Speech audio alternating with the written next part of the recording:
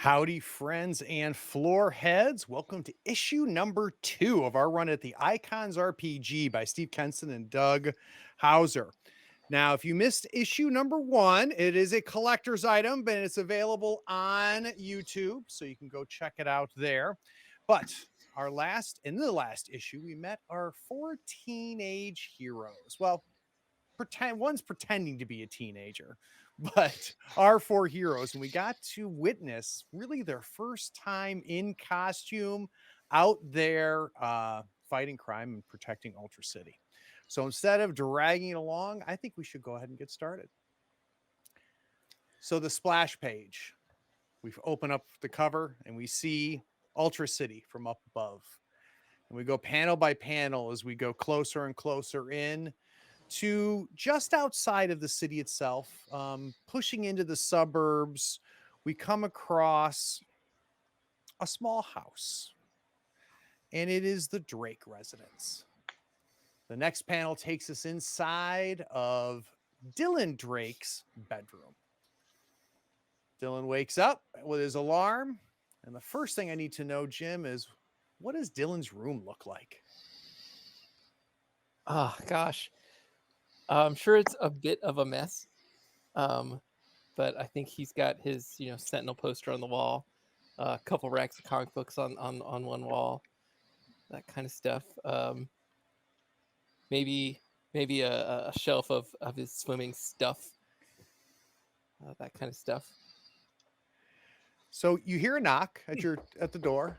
Honey, are you awake? Yeah, Ma. I'm getting ready. Breakfast is ready. All right, I'll be right down. Okay. So we see Dylan get ready, get dressed up for school, and he heads downstairs. And just like every morning, he sits down at the table, and God bless Kathleen. She makes him chocolate chip French toast without the crusts every morning, and freshly squeezed orange juice. Dylan sits down. Because he's a swimmer, he eats just a stack of those things. Your mom comes up behind you, Dylan, and she kind of puts her hands on your shoulders. She goes, "Now, honey, do you need any kind of new swim trunks or clothes for school? I'm going to Mercy's department store today, and they sell everything." No, I think I'm good. "Are you sure? Because I'm getting your father some new pants." I think I'm all set, Ma. Thanks, though. "Okay, all right. Well, if you change your mind before you leave, well, you know what? You better watch it. The bus is coming, so you better get going." All right. I'm on my way out, Ma. So we see Dylan shove about 4 pancakes into his mouth as he rushes out the door to catch the school bus. The next panel takes us to a completely different scene. This is downtown, actually uptown. This beautiful 4-story brownstone in probably the richest neighborhood in Ultra City. And we flip inside to the next panel, and we see Jennifer waking up on her own without the alarm. And I'm wondering, Kimberly, what does Jennifer's room look like? So she wakes up because her blackout curtains aren't completely closed. Um, there are shelves that still have like awards from cheerleading competitions or various academic things and whatnot, but it's obvious they're like neglected. There's other clutter on top of them. Her room's just a mess, and she's like half under a pile of clothes, not sure if they're clean or dirty. And she kind of groans when she gets up. So as we see Jennifer stand up and start getting ready for school, we cut to another bedroom on the completely other side of this huge, huge abode. The Harrington house is a beautiful home in uptown Ultra City. And we see Ashley waking up. So I want to hear about Ashley's room. So Ashley wakes up in her giant princess bed with her pink satin sheets and her room immaculately done up in pink, purple, and white. She kind of has this kind of Disney glow about her. Like the sun comes in, hits her just the right way. She wakes up and she's just happy to meet the day. She's so excited. And then she remembers everything that's been going on and she just falls backwards and goes, oh, not again. So we quickly go to the next panel, and this time we're still in this Harrington home, but we're in the basement, the refinished basement. And apparently, Todd, the foreign exchange student who's relatively new to the Harrington household, he is also waking up, and I honestly have no idea what that looks like. He is lying on the bed like a corpse. The alarm goes off. He hits the alarm. His eyes open up. It is morning. School time. Do you want me to go into description of the room? I do. I want to know. Yes. I want to know how you've made your new place yours. Right. This is the Harrington guest bedroom where they put the guests they like less. Still pretty nice, pretty opulent, but a lot of like neutral colors and whatnot. Todd has done nearly nothing to this room. He does have a personality. He has an interest in decoration and whatnot, but he's absolutely terrified of his the parents and what they might do to him if he screws something up. So he doesn't really touch anything, and all of his clothes are like shoved into a corner. There's a closet. He hasn't figured that out. He's too afraid to open up doors. Oh. But there is like right next to the bed an oft-used vacuum, and he will sweep up the floor right next to the bed when he gets up and grab the manual, the hand vacuum, and vacuum the top of the bed, which has been made and hasn't been like slept inside of for a couple months. So the next panel takes us to the Harrington kitchen. And this is a common scene most mornings. You've got the father, Victor, on his phone, and he's yelling, I don't care if All American Girl saved 1,000 people yesterday. My client still broke his ankle, and I'm going to sue the crap out of her. So and he's just running around. He's got his cup of coffee, newspaper under his thing, and just yelling. And we start to see Ashley, Jennifer, and Todd show up for breakfast. Now, Mom, Paulette, she's also on the phone. Oh, I know. I can't believe Lois said that. I swear the Real Housewives of Metropolis is 10 times better than the Real Housewives of Gotham. And I just keep, and she starts yammering. And as you three enter into the kitchen, she kind of waves at the table like that's where breakfast is. The three of you sit down, and there's 3 frozen waffles on each plate. And by frozen waffles, you quickly realize they're still frozen. Ashley gets up and collects plates and takes the whole stack of them to the microwave, as is her tradition in the mornings, because she's the only one awake enough to actually consider what to do with the waffles. So she goes ahead and she takes care of that for her family and brings them back to the table. They are microwaved, they are not toasted, so they are squidgy and kind of weird and rubbery. Thank you. As the plates drop, we see Victor, Father Harrington, come back in. I don't care. How many times I tell you? And he puts the phone, he puts his hand over it, and he goes, Kathleen, who the hell is this? He points at Todd. The exchange student, we talked to you about this ahead of time. How long's he been here? Like a month and a half. How much is this costing me, Kathleen? He walks off to go find Kathleen. Oh my God, it's a tax break, Daddy. Don't worry about it. It's fine. So unlike poor Dylan, you don't have a bus to catch. But you do hear a beep beep outside. Apparently the car is ready.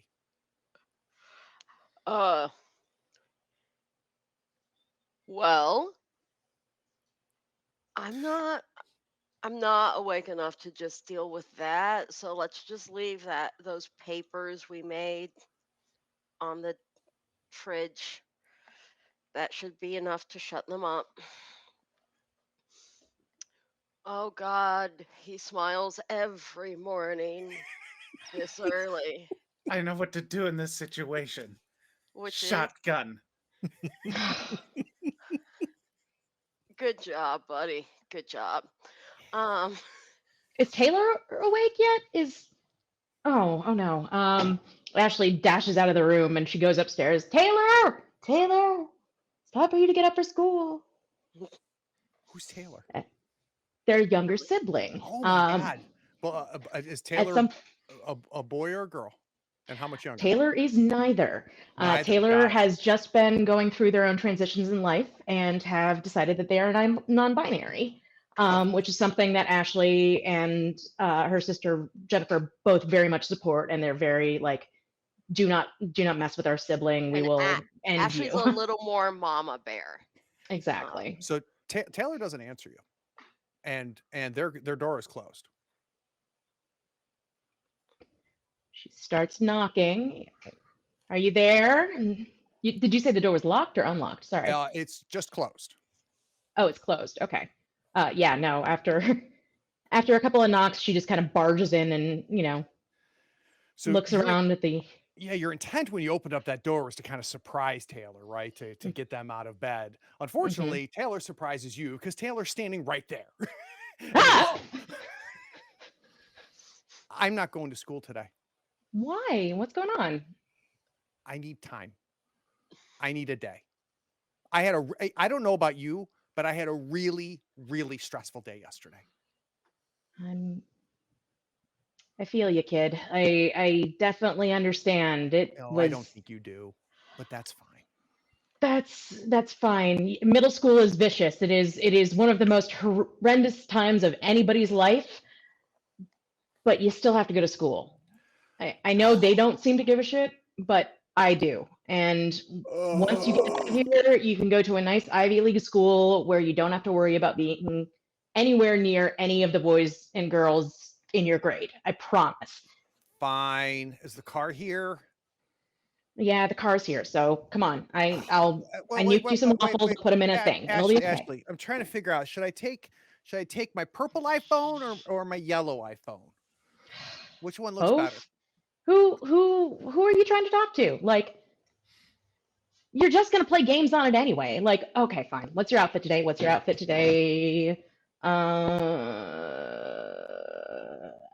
You got the pink daisies on there, or the pink with the daisies on there. So let's go with the yellow iPhone. So Done. It'll go with that.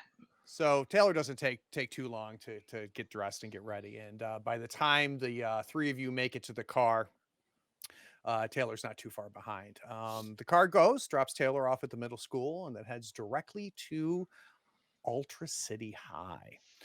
Next, we cut to period 1, AP Chemistry, taught by our favorite teacher, Miss Hannerhan. Now, like most chemistry classrooms, you've got the desks up front, and then you've got the lab tables behind, right? And Miss Hannerhan, once everybody finally files in and, everybody finds their seats and the bell rings, she goes, okay, so we're going to do an experiment today. I have paired you randomly, and I'm going to read them off. And you guys go there, and the experiment is there, and go step by step. Don't skip any steps. Don't break anything. Okay. So she starts rattling off pairs.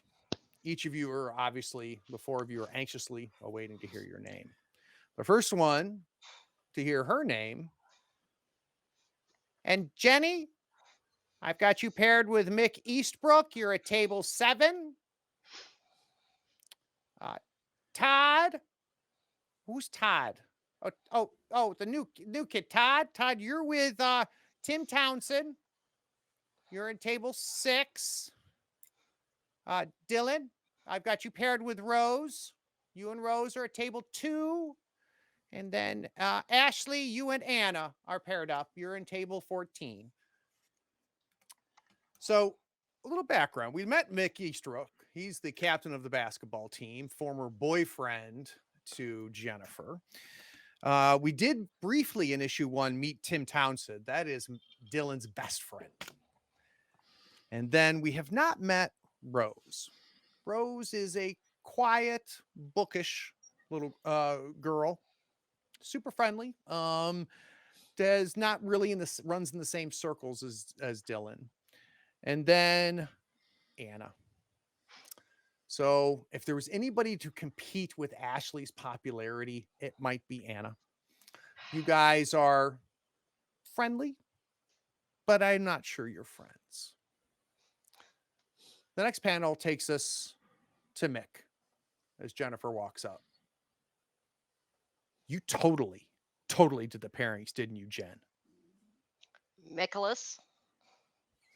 I hate it when you call me that. I know. Nicholas. Look, I don't even understand. Why would I pick the pairings? You would have to matter enough for me to put in effort, and you really don't. What the hell happened to you over the summer? Pulls out the assignments checklist. Let's start with an equipment check. You can do that, right? Do you want to check off or do you want to verify? You used to be so cool. What happened? I realized there was more than Ultra City. Fine. So you got kind of mad at me yesterday, right? And I just wanted to kind of say, like, sorry about that. Like, didn't realize that you were friends with Lurch over there. Well, he is staying with my family as an exchange student, so it would be really bad for college prospects if someone in their exchange program got hurt. Yeah, no, I get it. All right. But so okay, I got kind of a weird question for you. Mm-hmm. So is your sister seeing anybody? We immediately cut to the next panel. We cut to Todd. Todd comes up to the desk, and Tim was there from the very beginning. And Tim sits there as Todd walks up. Hey, Hi. like, dude, like, you're friends with Dylan. I'm Yes. totally friends with Dylan. Yes, That means we're friends. we're friends. Do you like comic books? Yes. Okay. Big question. Are you a DC fan, a Marvel fan, or a Kenson Hauer fan? I like all of those things. Okay, so like, look, dude. So here's the thing, right? So like, if you like Marvel, and he just starts going on and on as Todd is processing. No experiment is happening at that Todd table. is making notes. So we cut over to the table where Dylan and Rose are. Rose is very nervous, Dylan. You can see that she doesn't really want to make eye contact with you. Within the very striated structure of popularity and cliques in the school, you are much higher up on the rung of poor Rose. Gosh, I was super hoping she was going to handle this experiment. She kind of has her head down and she's kind of looking at the paper, and she kind of like half looks up to you, but as soon as you look at her, she looks down. Well, it seems like we're supposed to start with an equipment check. You want to help me make sure all this stuff is here? Yeah, I mean, if you want, I can do the whole experiment for you. My folks would kill me. I gotta at least help. But do you know how to use any of this stuff? Not one clue. Okay. So I could teach you. That'd be great. Cool. All right. So last but not least, we cut over to Ashley and Anna. Anna's there on her phone as you walk up. Ashley. Anna, hey honey, how are you? Doesn't look up at you. Hey, girl. What's going on? I pull out my phone and start doing the exact same thing that she's doing. So haven't I seen was you on giving you Insta credit. Sorry. recently. Like I didn't see anything like you like totally went on that trip to where the kings and queens are, and like you were like in on East for Yeah, the yeah, first yeah, 4 yeah. days, and then like nothing. There's been nothing on your Insta since. What's going on? Yeah, it's just I really wanted to spend some more time experiencing rather than like just taking pictures of, living in the now. That's been like a really big thing for me, especially this last summer. YOLO. I Um, totally get that. yeah, absolutely. YOLO for life. Um, So so you're gonna go ahead and start doing this like this inventory, right? And I just hand her yeah, the totally checklist. get it. She just texts it and puts it away. So Mm, hey, what's the deal with you and Mick? Me and Mick. Yeah, like I heard He like you and smells like cheese, and he used to date my sister. What? What oh, about Mick? everybody's telling me that like you two are a thing now. He's Uh, cute.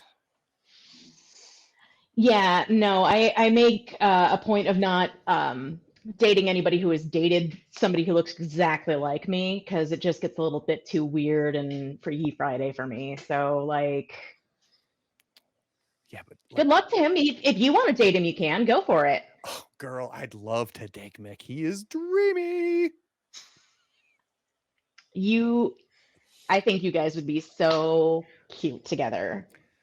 So we cut to another panel, and the first panel that we cut to, we see Tim and Todd, and Tim is completely engrossed in explaining the distinct. You can't like all comics, is what he's trying to explain to Todd. You got to pick a lane, Todd.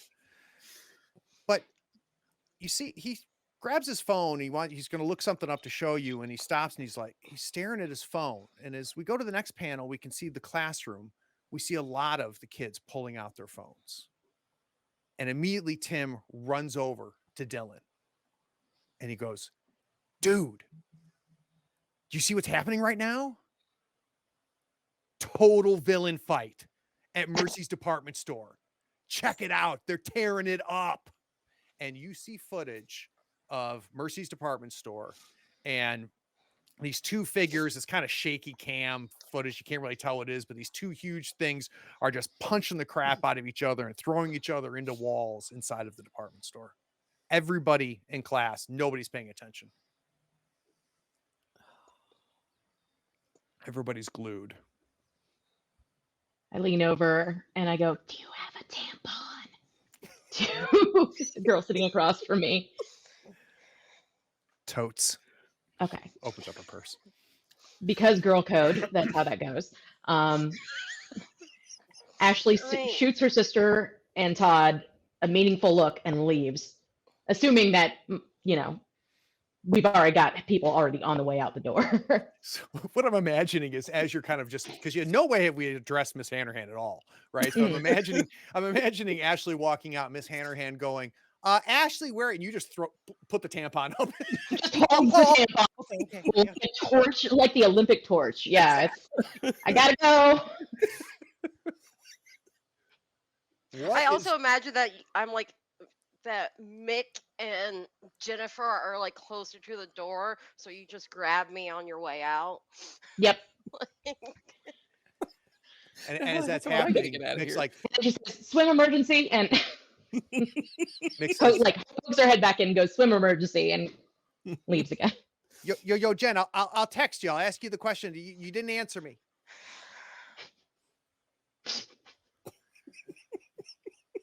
Now, You know what? Villain fight sounds great. what's Todd doing?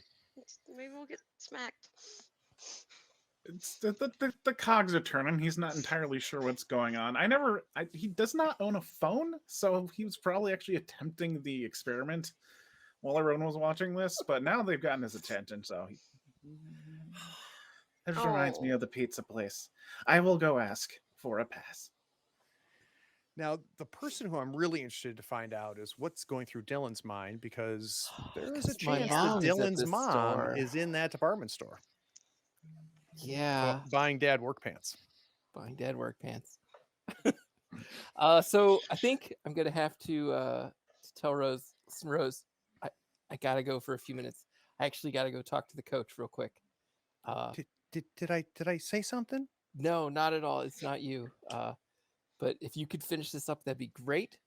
Oh Uh, yeah. And hey, if if you ever need any homework done or anything, just let me know, okay? I may hit you up for your notes later, Cool. All right. and then I'm gonna attempt to quietly sneak out the back of the room. Well, I think that deserves a roll. What do you think? Let's now it's Miss Hannerhand, so it's only gonna be difficulty. Let's say difficulty 4. Let's use coordination. So you'll whatever your coordination is, put that in the plus, and then roll a d6. I can do that. No trouble Phew. whatsoever. You are able to slyly sneak out, and with that much of a maximum margin there, I don't think anybody in class realizes that you slipped out the door. So we're in the hallway. All 4 of you are there. I'll pass. Oh, Okay. You did not get a hall pass? How did you leave? She holds up the tampon again. That's Ashley, about stop. it. Don't. let's not explain that to Todd today. Nah, we're good. No. We're good. It is okay. I received the talk. No, it's not that. It's just, Todd, you can't flash that, okay? I don't have one. Okay. I just wanted to make sure Todd recognized you it guys wasn't wanna just go a to the- flash. Like a pass. You guys want to go to like the pond out back and talk or something? So we're not in the middle of the That hallway. sounds like a good idea. Yes. So we cut to the next panel, and the 4 of you have snuck out the back door. And like in most comic book high schools that are in the middle of the city, it inexplicably has like this huge outdoor area, which would be worth millions of dollars in the real world. But inexplicably, the high school just has a football field right in the middle of the city, and it's got this pond. And we see the 4 of you there. All right. Okay, so super villain fight. Who was fighting? Like I didn't actually get to watch much of the video. I thought we were going to my pond, not where Goosifer is pond. Wait, do we have 2 ponds? I thought your pond was Goosifer's pond. No. There's- It's my bog of solitude. Why would he be there? I The just intentional assumed you guys were pawns. like. Oh, he's warring fine. You just gotta over- like kick at him as he goes by. It's fine. You'll be I fine. assumed it was a war over it. Like you had claimed it, and he had also claimed. No. So no. did we go to the pond, which is kind of the center of campus, or did we go to the bog that's like down the hill behind the football field? Where did we I'm go? thinking we're bog bound. All right. Okay, bog bound's great. All right, you are at the bog. Do we know who was in the villain fight? You could not make it out. 2 very large figures just beating the hell out of each other and everything around them. Are we talking like still within human human size big, or are we talking about monster big, We're talking thing big Hulk robot big? Oh, okay, that big. Okay. Yep. So, oh god. Guys, my mom is at that store. We gotta go. Yep. So Your mom's there? Yeah, let's bounce. we're Who's gonna got a find car? Jeez. Oh wait. I have the transportation. Okay. Okay. Come on, portals. Um. Okay. Well, sweet. I mean, look. There's like some nice bushes over there, Mako. Yeah. I'm gonna go change. Off in the bushes now, and I'll come back and I'm ready to go. Because the rest of us, I just transform. Apparently, everybody magic transforms, but me, yes. in I the take off my bog, shoes, pulling his I get- boots up. Listen, man, I was last time, but then, I remembered that I could do that, and Jenny reminded me. So we see both the sisters do kind of a Power Rangers montage transformation into Jenny Green Teeth and Shrinking Violet. I do wonder what Todd is doing. Todd turning into Ferryman how? Same way he did before, but this time he's not destroying the bathroom because there is no bathroom. He'll summon the paddle, and then with the paddle, he'll basically make a giant mound out of himself. Once the mound dissolves away, it's the ferryman. Excellent. So how are we going? We're probably a good quarter mile between here and Mercy's department store. So what are we doing? I mean, that's not that far to run, y'all. I mean, so I'm just waiting for Todd to tell me that I have to pay him the coins. Yes, I require 2 coins. Uh, And I feel like you know, I go, oh, that's right, and I go back to my pockets and I pull out. Do any coins work?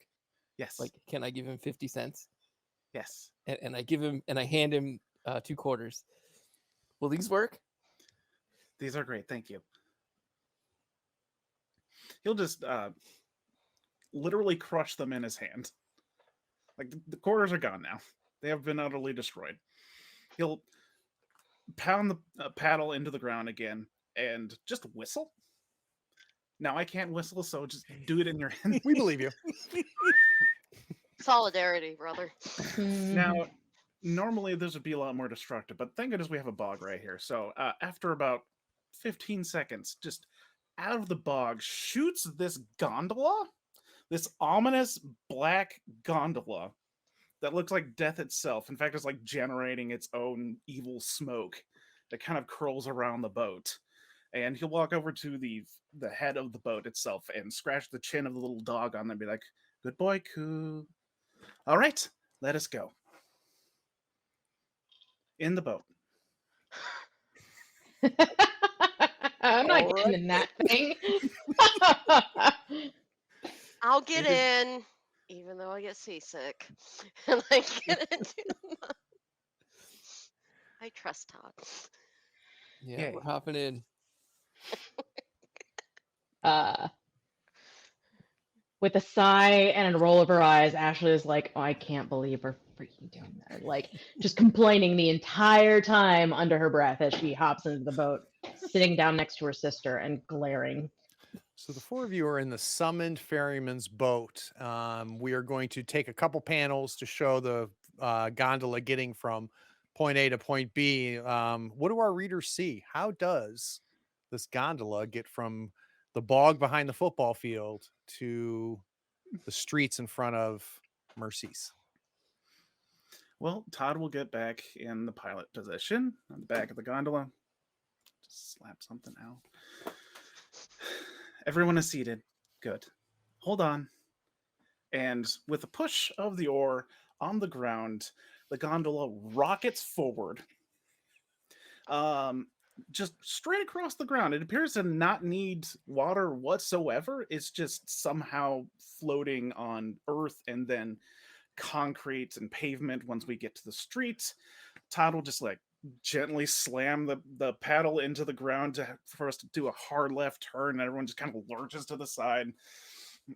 And then he'll just start paddling, and you thought you were going fast before on the ground, but now on the street you are flying like 150 miles an hour for a quarter mile, which is so like it's like 3 seconds, but you get the idea. Doug, can it leave black flames in its wake? Of course it does. All right. I need this. So This we is the cut. most metal thing ever. We cut to the gondola pulling up across the street from Mercy's. Mercy's is a multi-story, huge department store in downtown. Light posts have been bent over and broken. We see parts of the sidewalk have been destroyed. Most of the windows and display windows in the front have all been broken up. We hear car alarms going off. We hear people inside screaming, people outside screaming. And then as the ferry pulls up, a body comes flying through the front, already broken front of it, and comes tumbling out, and is this huge, like easily 8-9 foot tall, hulking being that I think Dylan or Mako definitely recognizes. And this is a relatively well-known villain called the Troll. And he comes tumbling out onto the ground. And he stands up immediately and just starts running back into the store. We are here. We are here. All right, let's go. Hey, super nerd. What does this guy do? Yeah, who's Oh. big and ugly? Anybody? Oh, I'm gonna relay as much information as I can about him too. So you know the Troll. The Troll is super strong, very thick skin, attacks with his fists and his tail, and burrows through the ground. Does minor jobs, usually as muscle for other supervillains. Great. And he's And- one of two, huh? Apparently. See, this is why I call you super nerd. You know this, and you're super. You're the best. Thank you. Also, you're a nerd. Just let's see if we can't clear the civilians out of the way, and then we can see what we can do about these two. I think that should be a you and Violet thing because last time Todd and I kind of scared folk. Good point. Good point. Oh, so we're the shiny ones and y'all are the creepy ones. Is that what we're doing here? Right now, at least, until people realize fully that, like, yeah, on site, we're not bad guys. I mean, I guess that's fair. So All what right, you want to go inside, Mako? I think we're going in. I would say, Todd, see what you can do about maybe hitting the troll in the face. okay. Because if he can't get back in the building, then he can't threaten them while they're getting people out. So the four of you walk in, and you can see the escalators leading up to the second floor, and much of the store has already been destroyed. There's people screaming in the back. Displays have just been broken. Mannequin pieces are all over the place. And right at the base of the escalators, you see Troll. And Troll is yelling up to the second floor, and he says, "Grudge, I don't know what your problem is, but I'm going to settle this once and for all." And he just jumps, and you see him just disappear into the second floor. Ashley leans over and is like, "Who's the other guy?" What do I know about Grudge? You do know Grudge. So Grudge is also a muscle that's often hired. He is pale-skinned, large, not very smart, and in no way is he Solomon Grundy. But that's what Grudge looks like. Guy looks like he was born on Monday.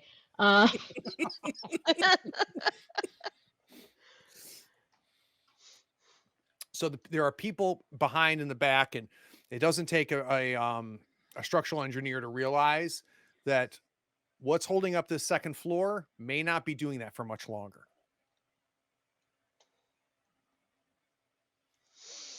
Oh no. Okay, I got a plan. All right. Ferryman, can you build a pillar to hold up the second floor? Yes, I can try. All right, so a pillar strong enough to hold up the second floor, huh? Let's take a look here. It is going to definitely have to be an amazing pillar. So what are we going to use to make this pillar? What is your power? Earth control? Earth control. Yep. All right. Go ahead and do your D6, then add your earth control level.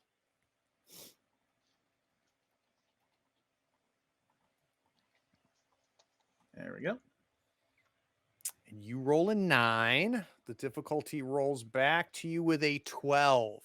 So you're able to create this pillar. So let's first describe how that happens.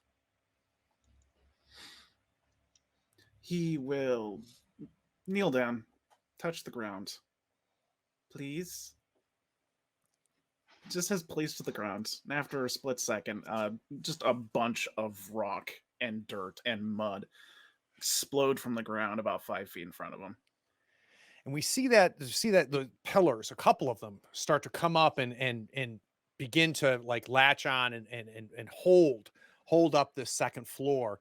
But as that's happening, we're starting to see cracks form in the pillars themselves. We're seeing other parts of the top floor starting to crack. Again, screams in the back. So at the sound of the screams, my character is just going to take off running in basically and see if she can use her plantomancy to try and grab as many people as she can. Basically, in the most, grab limbs if they can. If it looks like they're really severely injured, try and get them out as carefully as possible. But essentially, she's like gonna use vines to drag as many people away from the scene as possible. And you have super speed too, right? Isn't that one of your powers? It is elemental magic, and it's plant, and it's manipulation with vines. Gotcha. Essentially, she can. You also have super speed. Oh yes, absolutely. Sorry, right, yes. So in a blink, we see Shrinking Violet just take off through the rubble in the aisles. You get to the back, Shrinking Violet, and there is two families. There's a woman with a couple children, another woman holding a bag. You recognize her as Dylan's mom, and they're all just kind of huddled and scared. In a show of bravado, Violet goes, "Don't worry, I got this," and kind of puts herself between them and what the fight that is happening, and tries to kind of usher them out of the way. All right. And you said you wanted to summon some plants to kind of push them along and yes, wrap them up? essentially, if they are not able to walk on their own, she is basically going to take vines and have them kind of pull them outside the building if at all possible. All right. So what is your plant? What's your plant control level? My plant control level, let me pull up my sheet, is a 5. All So right. Excellent. So you're going to first hit the D6 on the roller and then add 5 to it using the plus, and then hit a roll. I've got your difficulty set. all right.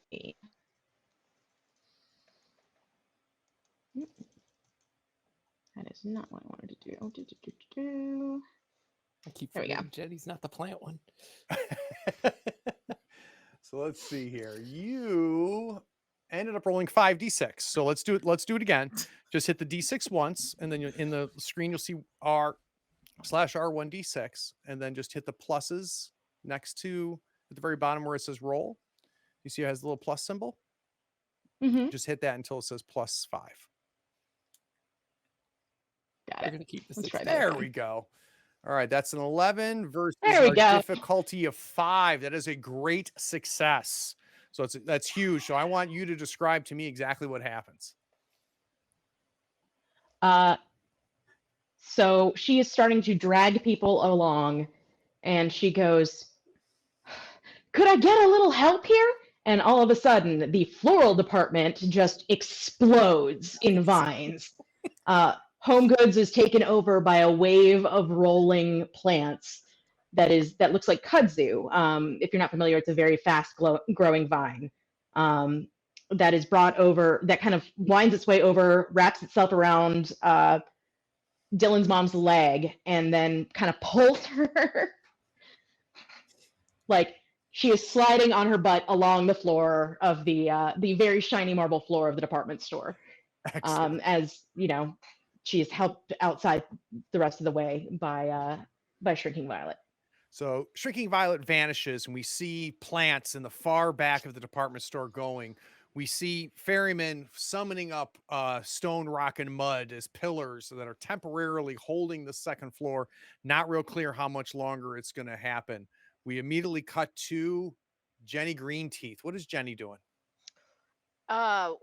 Can she see either of the two jerk faces that have caused this mess? They And they both appear go- to be on the second floor out of sight. okay, good. So I just wanted to make sure they weren't coming anywhere closer to our innocent friends. Well, I am going to see what I can do to like straight strength wise to help support that pillar that Tot's made, because I could summon things, but they're largely vermin that will not help people feel good. I They'll like that. probably panic. Yeah, I like that. So, So let's hit that 1d6. And then what all is your right. strength? It's 6, I think, right? Yes. Okay, so it'll be 1d6 plus D6. 6. And Alrighty. the difficulty I'm going to be set it as just an enhancement for what Ferryman has already done. So go ahead and roll yours. All right. Roll. All right, you 9. roll a 9 versus my 7. So that's going to be a moderate success. So you are going Awesome. to keep the second floor on the second floor. So Green Teeth, you run up to this thing, and how are you doing this? How are you managing to keep this thing together? Um, Basically, my hands and my feet are going to sink into the ground around it, since it's very dirt and gross bog like, and use that, and it's like I am siphoning my strength into it at that point, Very, very because my cool. environmental control is has symbiosis with it, so I figure that fits thematically. I absolutely love it. In fact, what I'm imagining, Kimberly, if you're okay with it, is where your hands are. We're seeing just faint veins of energy, like green energy, coming from your Absolutely. hands and just kind of creating kind of like a netting tie to kind of reinforce this. I absolutely love that idea.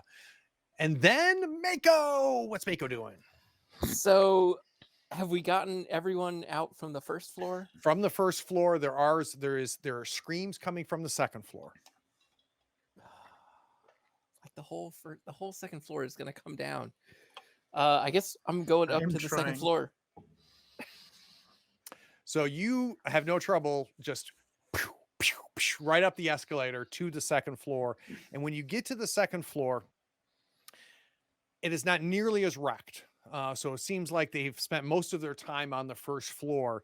You can see Grudge and Troll just punching each other, which is odd. You normally expect heroes to be battling villains. Here we have traditional villains just beating the hell out of each other. They seem completely ignoring everything else around them. They're fighting off, and behind you in housewares and cutlery is a bunch of people. There's probably 15, 20 people back there just screaming and trying to get out the back door, but the back door appears to be locked. Back door on the second floor.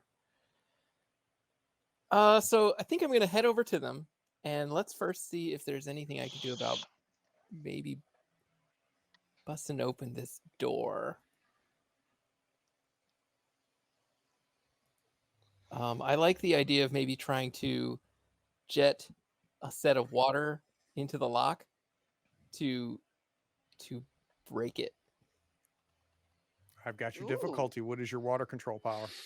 My water control is 7. Ooh, very nice. Let's do this D6 plus 7. An 11 to my 5. That is going to be a massive success. You blow the lock off. It blows out, and you can see that this is stairs. That's when you realize that the elevator is right there. And you can see that this is stairs that lead up and lead down. The people immediately are starting to rush into the staircases, and they're starting to work their way down Head the down, staircase. absolutely, and just I'm gonna yell to them, citizens, flee the scene, run to safety. We'll handle this from here. And I'm not sure this is exactly how Mako pictured it. I think in Mako's mind, he's in full comic book mode with his hands on his hips. Go this way, citizens. in reality, what's They're already kind of happening there. is the crowd is kind of pushing him away to try to get through the door. He's like, hey, okay.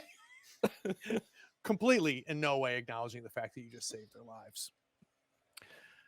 Ferryman, you are the only, you and Green Teeth are down on the first floor. Violet has saved the people. It looks like with Green Teeth's help that your structure is going to hold. Good. I was afraid it Yay. would not. All Where right. did everyone go? Well, the fact that everyone's gone is a good thing. At least in this case, I assume Violet and Mako have helped them. So you want to take a step back and see what comes tumbling down? As You're you not say gonna- that, back in Sporting Goods, crash, and you just see this white dude and this green dude just wrestling on the ground in Sporting Goods. There's hockey sticks flying, basketballs bouncing all over the place. Yay! This Do we- is fine. Do we stop them? I mean, Somebody else go first this time. do you want to hit? Do you want to hit something? Let's go hit something. They're both Okay. bad guys. Okay. Okay. Starts heading down towards Sporting Goods, or what's left of it. All right. So I need a coordination plus D6 roll for both Jenny and the ferryman. Oh no. Okay, coordination and plus D6. Plus D6. Okay.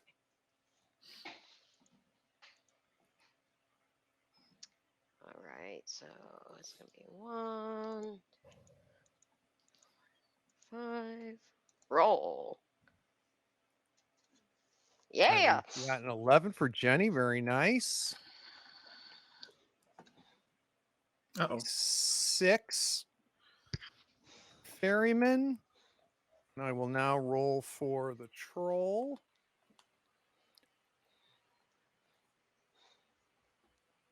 The troll's got a 4. Yeah. And then the grudge He's a natural.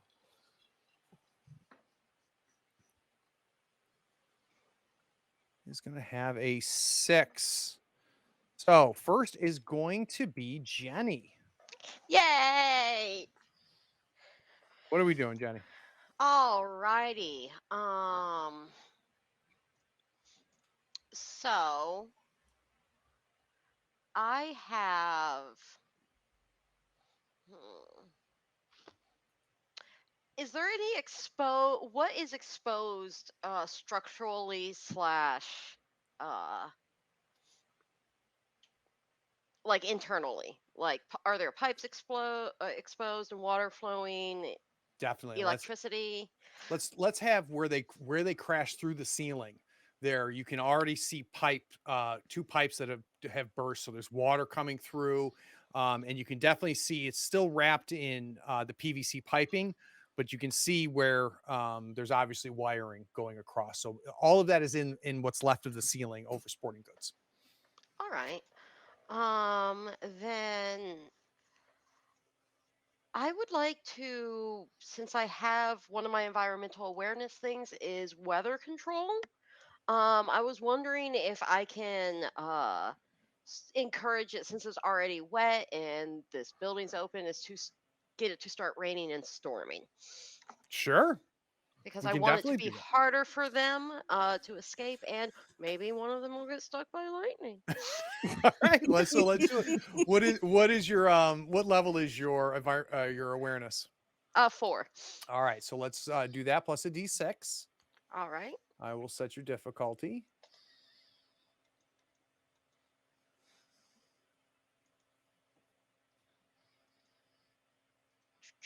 Oh, 5. Oh, 5. Oh. So, barring the rolls, what does it look like when Jenny is summoning weather?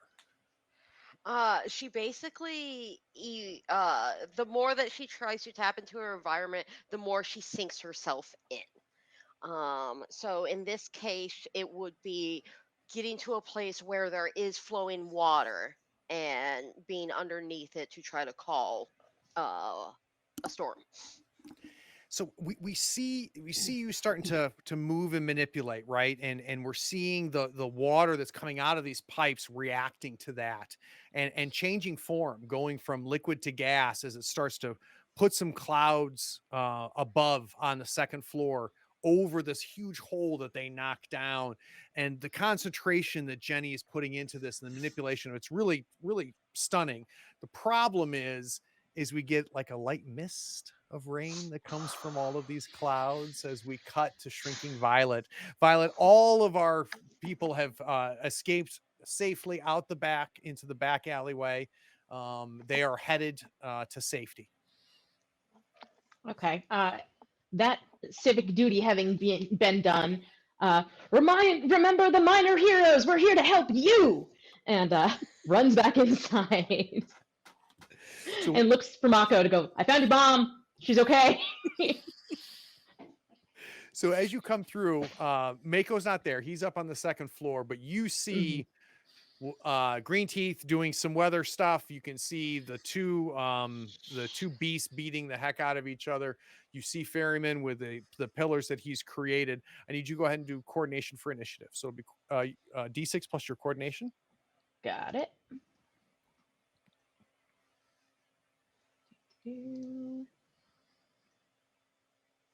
I believe in you. Thank What? you. I mean, you're totally gonna roll Coordination high. is a 6. There we go. Yep. There we go. Okay. All right, a 9. Very nice. Okay, so that means you get to go next. So what is Shrinking Violet going to do? So Violet is going to see these two overgrown men wrestling on the ground. And she's going to come over and she's going to be like, you know, most places shouldn't have to take out insurance policies against you guys. And then proceeds to go in and start trying to attack in her normal way, with the vines coming over her shoulders and trying to grapple the nearest one to her. All right, so let's say the nearest one to you is going to be Grudge, the Solomon Grundy looking dude. So let's go ahead and do your vines versus his strength. So it'll be whatever your plant control is plus D6. We'll do it versus his strength.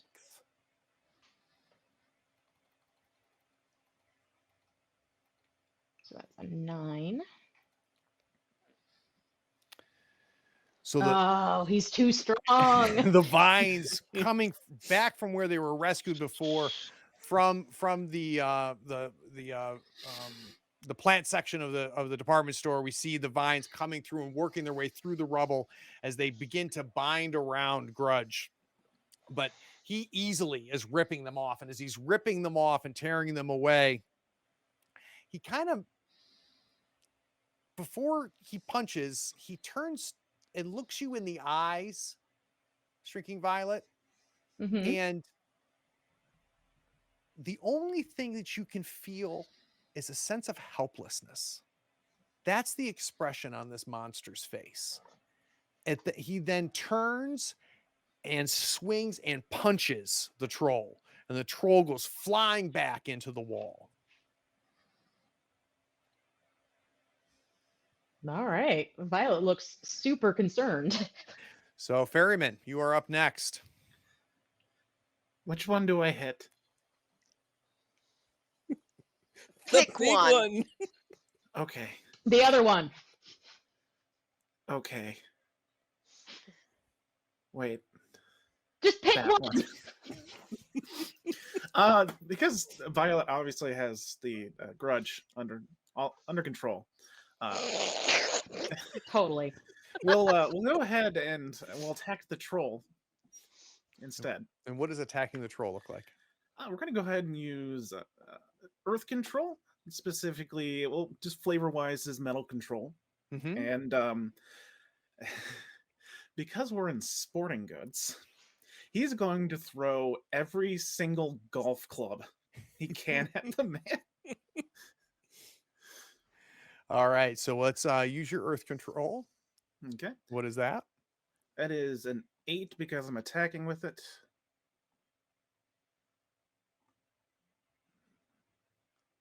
Jeez. So as it goes flying, the golf clubs are coming everywhere. The troll stands up after being punched by Grudge and looks, and there's 4-iron, wood, just golf clubs flying out of the bags coming at him. And he just with one hand swipes, and as he swipes, swings his tail around to get the rest of them. So the clubs just go exploding out from where he is. Mako, let's get you hear all of the ruckus, you see the hole. Let's get a quick coordination check to put you in the All right. initiative order. That is a 6. Okay. Ooh, 9. That's gonna make you next. So what is Mako doing? So since he's on the second floor and there's now a hole in the second floor, he's gonna hit his way over there. And my hope is to use wall crawling and crawl on the ceiling to kind of come back towards where these guys are now. So as we see the golf clubs just exploding off Troll as he goes, in the corner of everybody's eye, you just see Mako just kind of he's on the ceiling and he's just as he goes across the ceiling and drops in front of Todd. Grudge stands up Hello. with the vines hanging off him, comes over, grabs Troll, picks up Troll, and just slams him into the ground. Troll, on his initiative, he pushes Grudge, and Grudge goes flying up through the ceiling and then comes back and lands down. We're going to go back to the top of the order. We're going to go to Jenny, but let's take a quick break. We'll be back in 10 minutes. Awesome. Always violence. So we see the Troll and we see Grudge beating the hell out of each other. Troll just threw Grudge up through the ceiling, and then Grudge has come back down. Jenny, you are now up. You're right there, both of them right in front of you, battling it out. So being one with nature is not doing well. So I am just going to rely on my pent up teenage anger to get me through, and I'm gonna go in swinging. All right, who are we swinging at, Grudge or Troll? Who's closest? Let's say Grudge is. I'm gonna hit. He took a swing at my sister, so that is perfect. So I'm taking a swing at him. All right, so let's go ahead and do your coordination. Coordination. So D6 plus your coordination. All right. That's 5.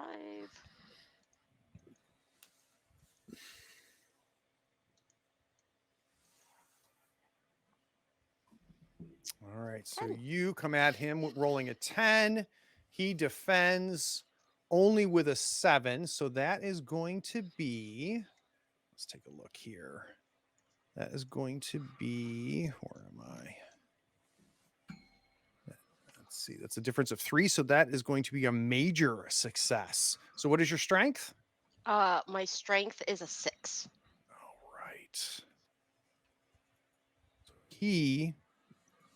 You come up and full fist of punch. He's not paying attention to you whatsoever. He's focused completely on Troll. So you sideswipe him and you punch him, and he slams down, doesn't go flying like he has been, and he's been thrown around by Troll, but he slams down. Troll looks at you and then immediately looks back at Grudge and is headed towards Grudge. That is Jenny. We're now on to Miss Violet. You're on mute.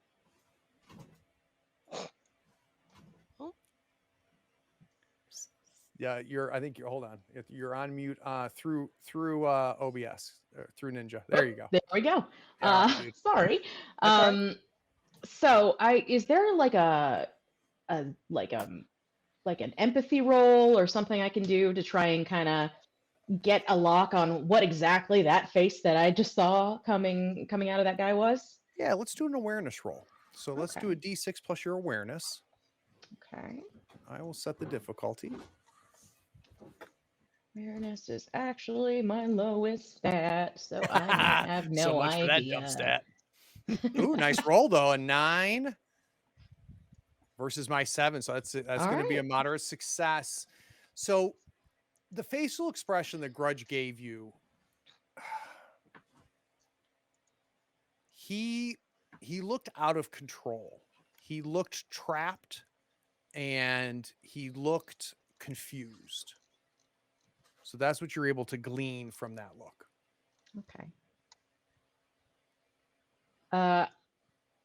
Can I make it a perception to try and get and make another sassy remark and try and get the other guy's attention so I can try and get a beat on him too? Yeah, sure. So you yell over at a troll. Let's quickly do a roll for your awareness on troll. Sure. And you look him in the eyes. Mm-hmm.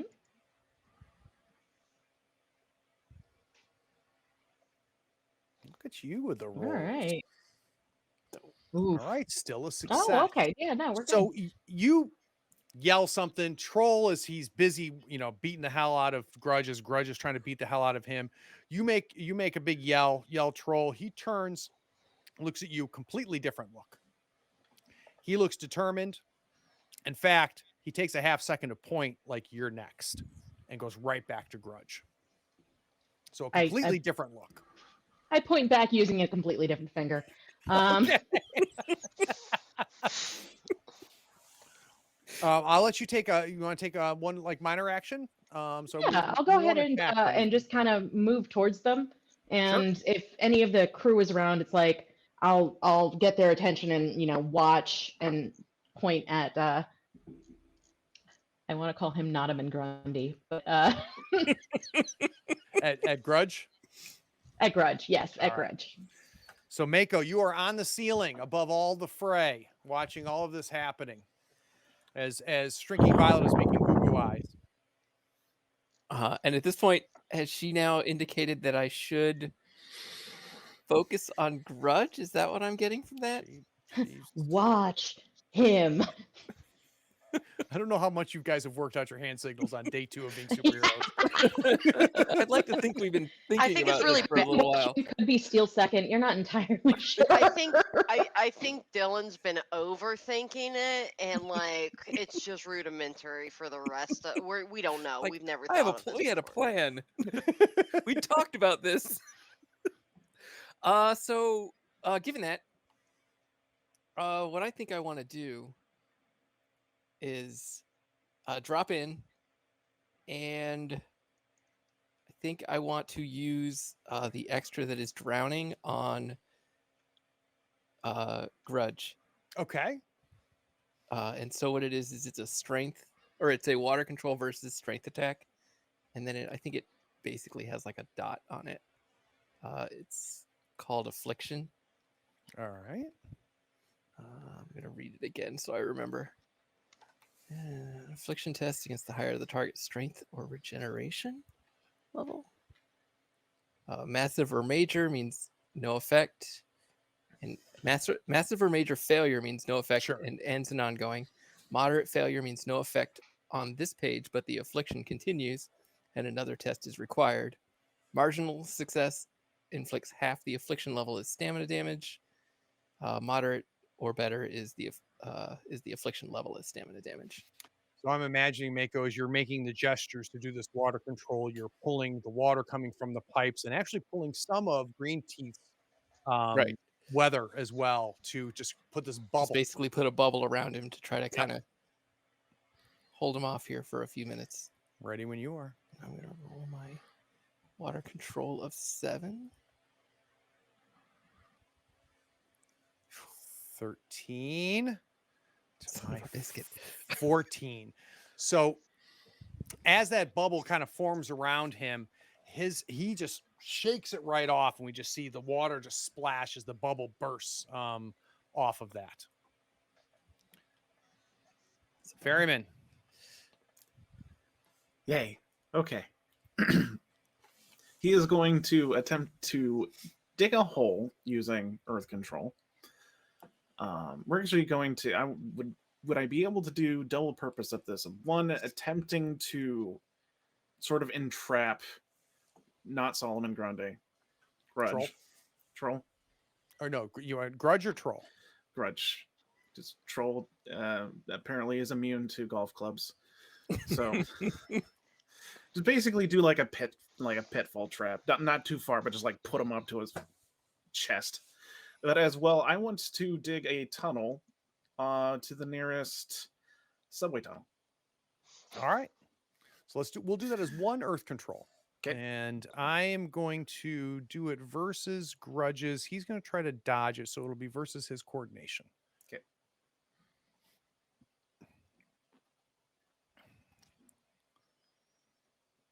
A 13 to his 8. That's 5. That's a massive success. Describe to me what happens.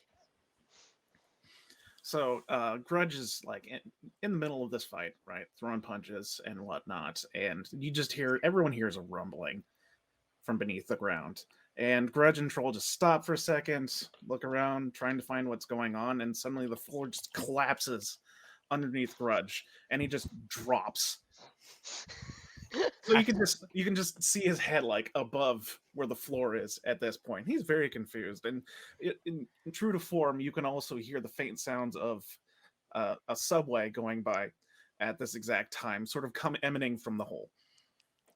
Absolutely love it. All right, so let's do this. He is going to go next, and he's going to try to get the heck out of this thing. Jenny, I brought your friends. Oh. Yay. I don't know if this will work, but let's see.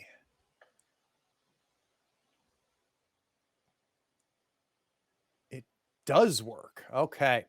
So he reaches his hands up, and as he falls into it and he's starting to climb out from it, the mud is pulling from his hands as he's working his way up. He's able to get up out of the mud, but he is covered in it and is not on his feet. But that's going to take up his entire turn. Yay. So we're going to go to Troll. And Troll is going to try to punch Grudge. Troll grabs Grudge, throws them past you. So now Grudge comes flying off the ground, comes flying past you. Ferryman, you have to kind of move to stay out of his way as he comes flying through and breaks one of the pillars that you have holding up the second floor and lands on the other side. We're going to go to the top of the order. It's Jenny. Awesome. At this point in time, I am going to try to use that helpful hole to call rats from the subway. All right, great. And what is the level of the power? 4. All right. I will set your difficulty. All righty. So you'll do a D6 plus 4.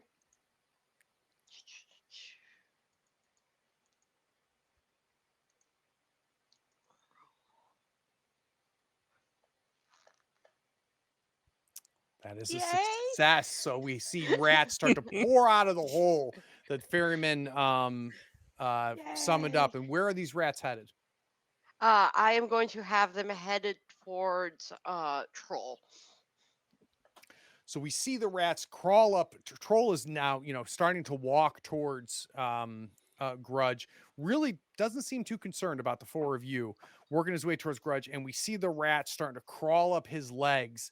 And at first he tries to ignore them until they just completely cover his legs and start working up his torso. And we just hear as he's trying to swat them away and get them away as they slowly are starting to work up his body.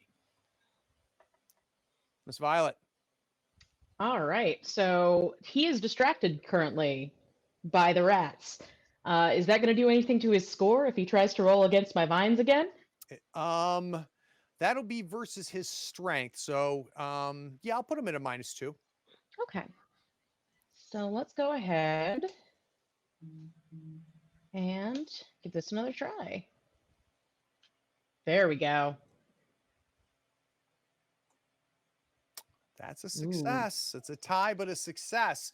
So as he's fighting off these rats as that Jenny summoned and they're starting to work their way up, we then below his feet start to see these vines start to replace the rats. So as the rats are moving up his body, they're being replaced by vines. We see his feet getting pushed together and tied up, and he falls like a tree. Yeah, suck it, timber. Mako. Oh, let's see. It looks like they have Troll well in hand. So I think I'm back over onto poor Grudge, who's getting knocked around quite a bit. We're gonna try In fact, he's still on the ground. We're gonna try to hit him again with the drowning attack. Okay. And that's versus his strength, you said, right? Yes, I think it's Alright, its and strength or regeneration. He doesn't have any regeneration, so it'll be versus his strength, but he'll be at a -2 because of his current situation. That's right. I'm gonna roll poorly. But good enough. So with a let's see, that would be a 2, which is a minor success. Let me see here. I'm still learning this. Moderate success. What happens on a moderate success, Jim? Moderate success or better inflicts the afflictions level as stamina damage. So that would be 7. Ooh, very nice. So the bubble forms back around his face, and as he comes to, you see him kind of open up. He goes, opens up his mouth, and the water just fills his lungs, and you just see his eyes roll back as he falls back onto the ground, and the puddle, just a puddle forms as the bubble bursts as his head hits. Ferryman. He's gonna go over and check and make sure Mr. Grudge is not dead. He's not dead. I get to choose that. Choose whether your affliction causes a target reduced to 0 stamina to remain unconscious in or that begin losing case, strength. But you're welcome to look. do we just want to do this and vocally like is he dying? No, he'll be out. He should be fine. Oh, okay. I don't think, guys, that he is actually there. I don't think he's the one that's puppeting, because he was given all sorts of like side eye and uncomfortable faces. Just so y'all know. Is the troll conscious? The troll right now is conscious and is completely preoccupied being covered in rats and vines. So, but you see him actively fighting. We're going to throw the free weights at him. Okay. Yay! And we're going to do it the right way this time. And we are going to use his coordination to defend.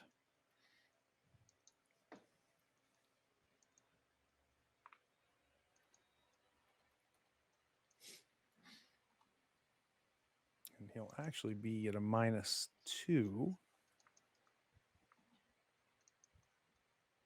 So your 13 to his 6 is a massive success. You can either stun or slam him. What would you like to do, Doug? Stun, please. All right. So the weights come in, and what is your metal control level? 8 when I attack with it. All right.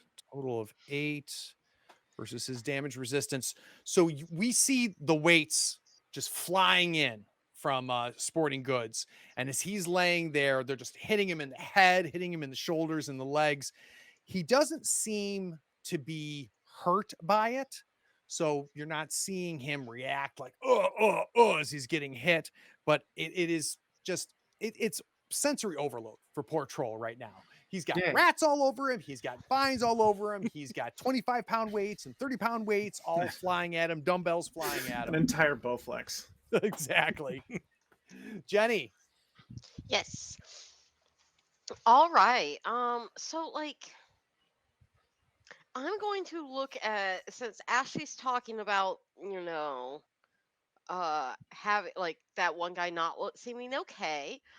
Um, do we want to get everyone tied, like bound up, and maybe while one of us calls the cops, someone else talks to this guy?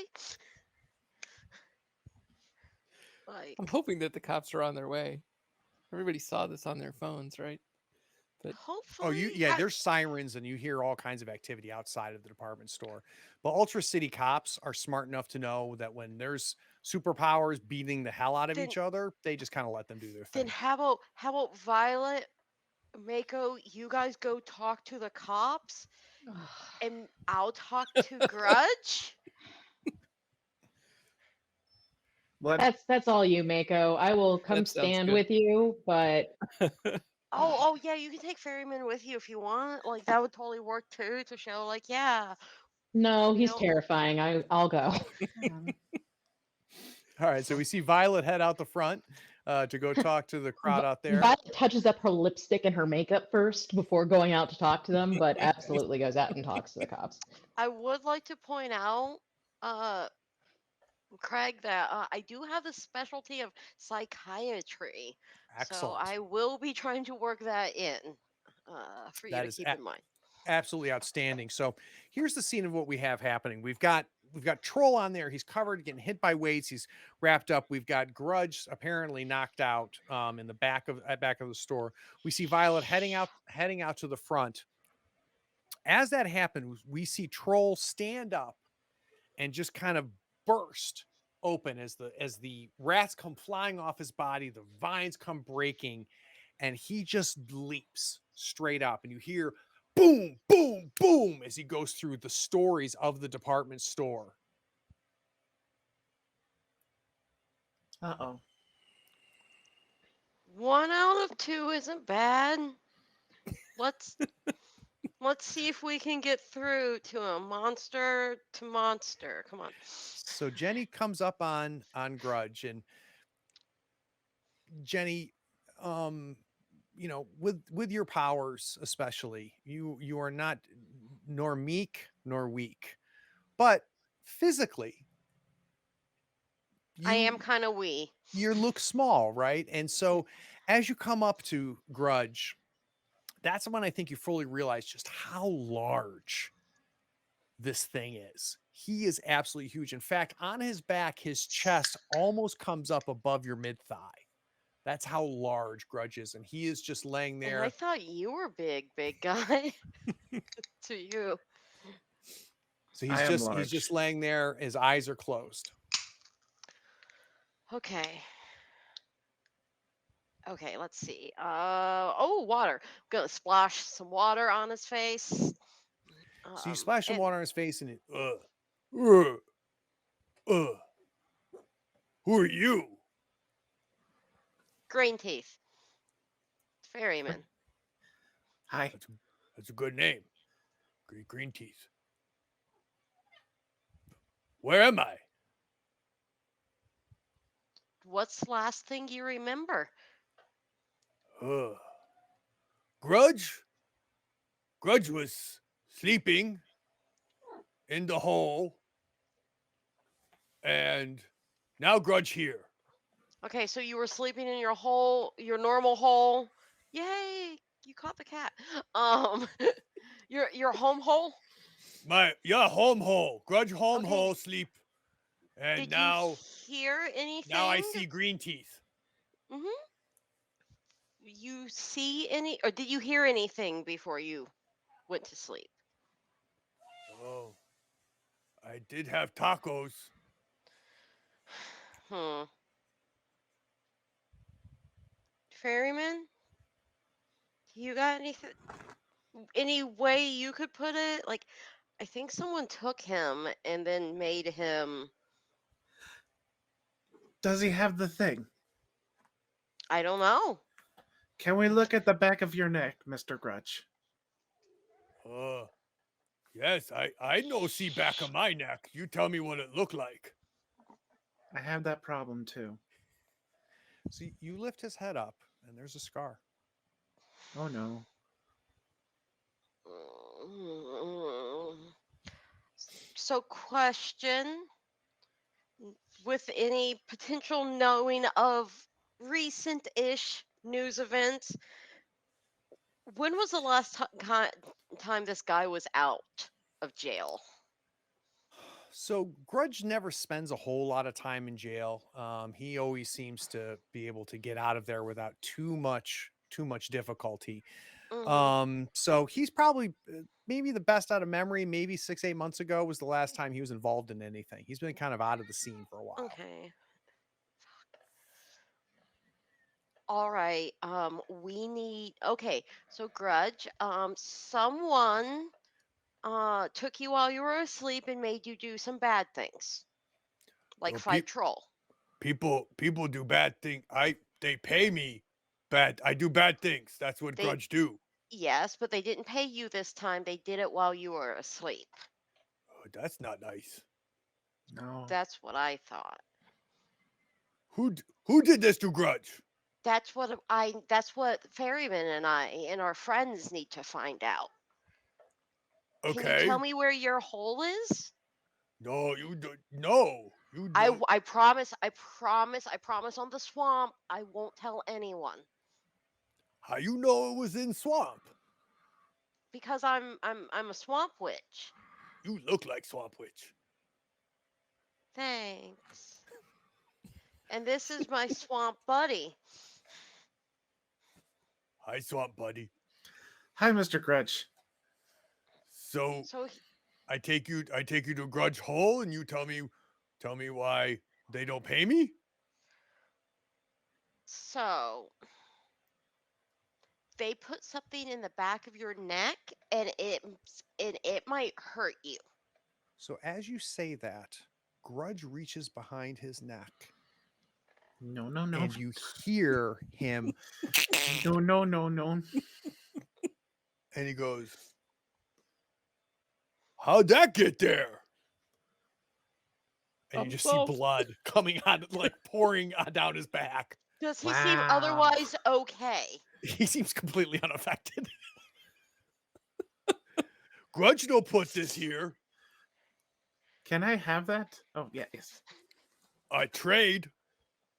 Trade for what? What you got? This shiny. A Bowflex? Ooh, what Bowflex? That one over there. Just points to the pile of free weights with a Bowflex sitting on top of it. Ooh, I think that. Yes, okay. Fair trade. Fair trade. Yay. He hands you the metal piece. He gets up. And blood is just gushing on his back. And he boom, boom, walks over to the Bowflex. And Bowflex on me is like huge. He kind of picks it up with one hand and he kind of looks at it. It looks like a small like pistol crossbow in his hand. I look Ooh. at Ferryman and I go, 0 out of 2 on the other hand is pretty bad. And he, much like Troll, Oh no. jumps. Boom, boom, boom, and you hear him break through the multiple floors. He didn't even use the same hole. Violet, you run out to the streets. The cops are all behind the cars. They don't have guns out or anything. They're just kind of waiting for the dust to settle. That's a bummer though. So We are so bad at this. I would like Violet to exit the store and go, "Don't worry, citizens, we have gotten this all under control." Just to hear them. just hear the boom, boom, boom. as they fly out of the- You hear the cops are kind of like looking at each other. And, you know who that is? I don't know who that is. At Kinda least looks- we got people out safe. Kind of looks like no, I don't think that's her. I don't know who is that. So one of the cops kind of works his way around the car and walks up and he goes, "Are you good guy or bad guy?" Oh, good guy. Don't worry, I got you. Yeah, And- we took care of those guys inside. We knocked them out and we got them all tied up. So and I assume it's about this time that the other guy goes to the ceiling. So there was more than just those two? that just leapt away? Hold, please. She flies straight up and goes and checks out the hole in the ceiling and kind of looks to see which direction they go in. So you can see them bounding off in different directions as they go on the horizon, headed away. What the fuck? What's Mako and Ferryman doing? Ferryman has a bad idea. Oh, bad ideas Oh, are the best Miss ideas. Miss Greenteeth, may I have the device, please? yes. Oh, I don't like where this bad idea is going anymore. I changed my mind. Too late. Ferryman is going to walk outside with this chunk of flesh that's still bleeding. He's going to look for good Mr. Lieutenant Simpson, the man we talked to before. Okay. So he walks up to you and he looks up and he goes, "It's you again." Hi. Hi.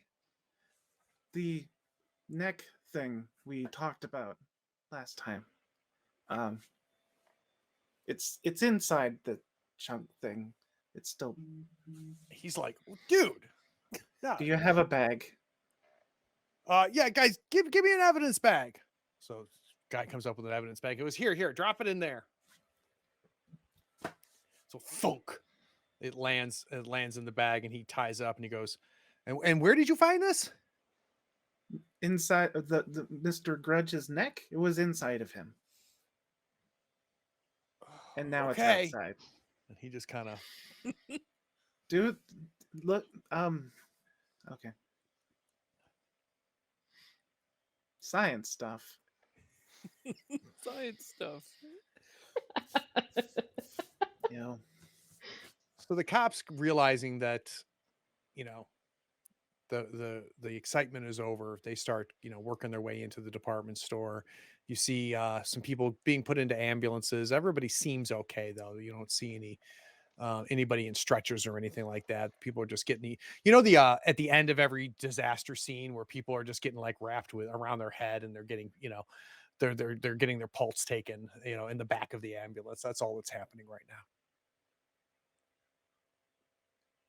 now. Oh, we need 2 more coins to get back to school.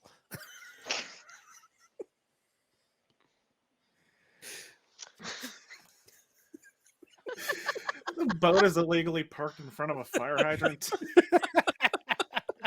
They tow it away. We're heading back to Can't school. stand. Can I chase after one of them to just try and see if I can catch up and see like which direction they're going, or are they too fast with the bouncing? Which one are you trying to chase? It depends. So I think I'm gonna try and chase after Grudge. Okay. Well, actually, if you mentioned that I'm going to go, I think I have an idea of where to look. So why don't we do that this evening?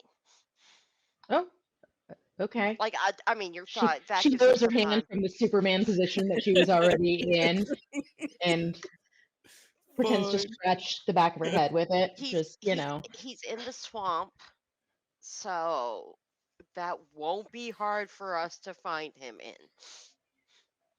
Not with a few of us around. Yeah, that's fair. Like creepy, sludgy goth hangouts. Oh, by the way, he might think that Ferryman and I are like him. Whatever that means to him. I mean, I guess you kind of are. Y'all Friends. look creepy. So yeah. All right. So we're gonna flash to a new page. Where are we going? Back to school. All right. All so right. we're Can it be the end of the school day? sure. In fact, let's have you my guys God. cut. You go back to Uh-oh. Killing me, guys. Why? What do you want? No, what do No, you no, want? Oh. it's more that means I have to skip a whole other day of school. Like the entire day. Killing me. No. As in, we cut to it. Okay, we're cutting to the Our end. characters okay. don't cut Okay, to it. okay. So here's where we cut to. We assume obviously we went back to the to Jenny's bog. We transformed back. Mako takes off his costume, puts back on his Dylan clothes. Todd sheds the extra clay that forms the ferryman, and he's back to just gaunt but tall Todd. Slightly And we see a couple panels montaging, going to Class A, Class B. I think this is where we finish, though. We see the four of you as the day wraps up, kind of walking to kind of touch base with each other. You haven't shared any classes for most of the day, so it's really the first time you've caught up with each other. And there's a bit of a crowd around the school bulletin board. And as you walk up to the school bulletin board, at the very front of it, we see Tim. And he is like, oh my God, oh my God. And you guys look on the bulletin board and it says, assembly tomorrow. Say no to drugs with Diamond. Let's cut to credits. We'll be back on the other side.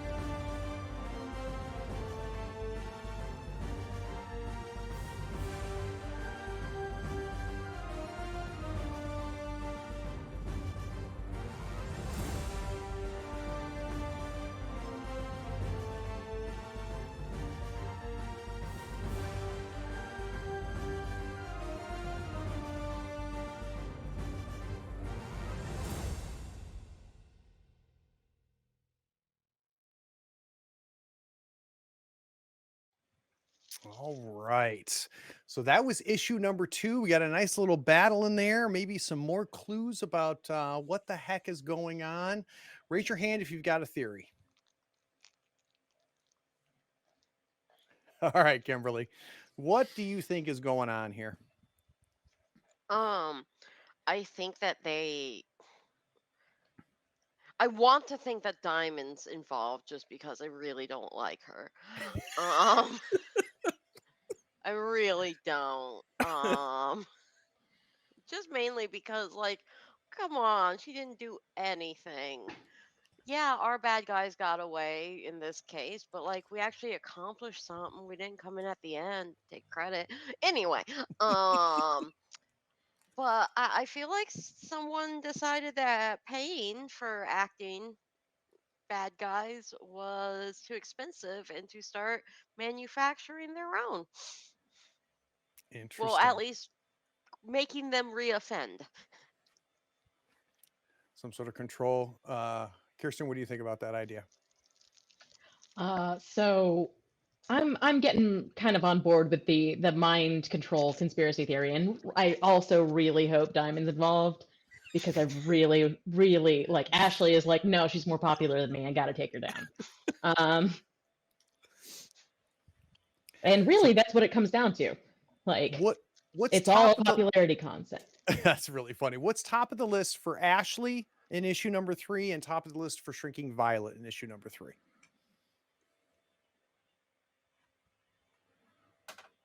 I think probably the top 3 for issue number 3 is go to the assembly, figure out what's going on with Diamond there, including, heckling if at all possible. Got to make her look dumb. Number two, making sure that her sibling is still good to go. Making sure that they're actually attending classes, everything like that. And then number three is just figuring out what is going on with like Mick, like that weird Gouda smelling dude that used to date her sister. Doug, what do you think about this theory that Kimberly has floated out there? Do you have anything to add to it? Agree with it? Disagree with it? Any thoughts? Yeah, I do not like Diamond about as much as they do. Well, she became real popular. Like Todd hates her for a completely different reason, and that's for almost like killing those henchmen people. He does not like that, not one bit. But yeah, it's obviously some sort of mind control shenanigans going on here, and it's very interesting that they're not just doing it to regular old henchmen, but big bads. They managed to wrangle at least one of those in, so that's scary. Yep. Top of the list for Todd and Ferryman for issue number 3. Go to school. Read these comic book things. They seem really interesting. I'm excited for that. How about you, Jim? What are your thoughts? So I like the theory. I think that I do think Diamond's somehow involved. And I think the deal with the mind control is going to end up being that they bring, like, my expectation was that Diamond was going to show up at the end of this one too. And I think that like they're controlling these bad guys so that Diamond has an easier time stopping them. To make her look good. You can manufacture a hero. Interesting. Very, very interesting. It's my working theory. So, Jim, do you have any shout outs or plugs? I guess 3 Men in a War Game is my plug.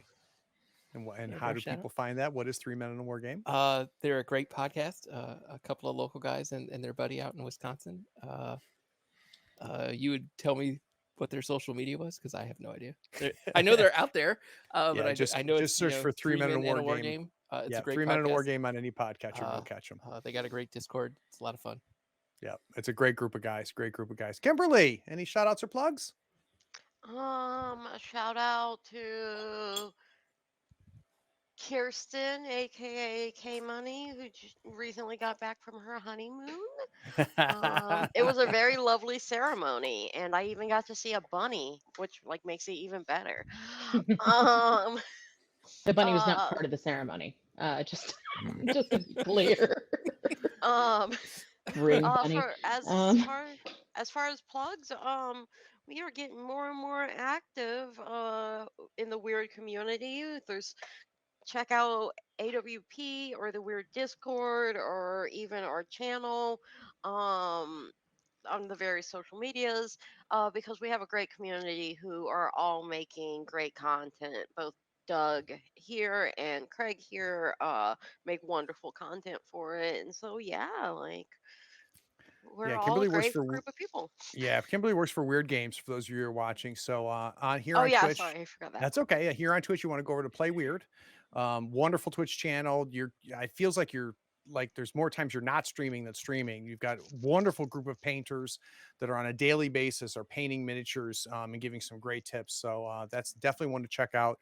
And then if you search for Weird Games anywhere, whether it be on Facebook, Twitter, or for their website, you'll find Malifaux, which is my favorite miniatures game, one of Jim's favorite miniatures game. I know it's Doug's favorite miniatures game. It's a great, great game. Kirsten, do you have any plugs or shout outs? I do. So shout out to my awesome spouse who is sitting in the next room watching, because I just got married, a week and a half ago at this point? Like, yeah, not long ago at all. And also, you guys are having a hell of a run. You guys are having a hell of a run. Yeah, it's going well so far. Yeah.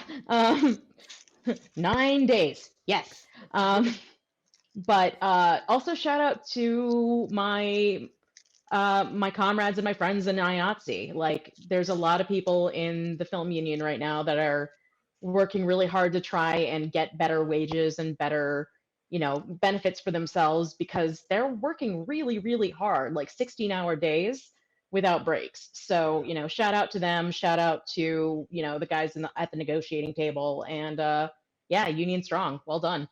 That's awesome. Last but not least, my favorite of all Dougs. Doug, do you have any shout outs or Hi, plugs? I'm Doug. First off, I'd like to thank my sponsor, Bowflex. Now, I have a Malifaux-centric podcast called Steam Powered Scoundrels. Go ahead and give it a try if you like not meta-related talking, because that's all we mostly talk about. Have a lot of fun there. It's good times. It's good times. It's still my favorite Malifaux podcast. All right. And a big thanks to you who watched this whole issue. We'll be back in a couple weeks with issue number 3. Take care, everybody. Oh, actually, we got to do a raid. Let's go raid Dead Aussie Gamer. Hold on. Yeah. Yeah. He's playing one of my favorite games, Darkest Dungeon 2. And if you have not seen this game, you should get it. And give him right. Dead Aussie some love. Yep. Everybody Yeah. say hi to Dead Aussie. Give him a follow when you get there. Thanks, everybody. Take care.